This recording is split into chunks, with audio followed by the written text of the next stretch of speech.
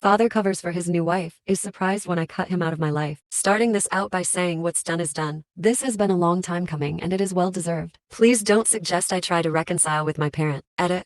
Forgot to add amongst all this the entitled part. Father said that it's only $768 and that I shouldn't care if it was him or her that took it. That he's my father. Recently I have come to learn that my stepmother has only been around 8 years and whom I don't care for stole $768 from me 32M. When I spoke to my father, all he could do was complain about how many problems this is causing him, the stress on his heart and how it's damaging his relationship. He didn't apologize for what she did. He just made the phone call about himself. For a phone call that lasted an hour and a half, I probably spoke for 15 minutes or less. I told him we could talk about it when I get there and figure something out. He then suggested flat out that I can help him. Yes, sure. Let me perform physical labor to earn the money your wife stole from me and pocket you another $900. That sounds great. Was coming in from out of state for a different reason and already planning on staying at the house. This is my childhood home with my room still furnished how I left it, like my clothes are still in the dresser for when I visit. Plane tickets purchased and I send him the confirmation date. The next day, he then texts me that I'm no longer welcome at the house, that it's time I grow up and seek healthcare somewhere else, and that he just needed to know where to send the money. This throws all of my appointments into the void, and I had to cancel and rebuy plane tickets because of it. And now I am staying with other family. I know he did it to protect my stepmother from the confrontation of facing me in person. She crumbles to dust if people raise their voices around her or curse too much, even casually. For reference, this woman is in such need of therapy that I cleaned and rearranged the kitchen one morning, and T started crying and claimed I was kicking her out of the house by making it not hers. All I did was do dishes and organize the spice cabinet and pantry. He keeps saying that it's for his health,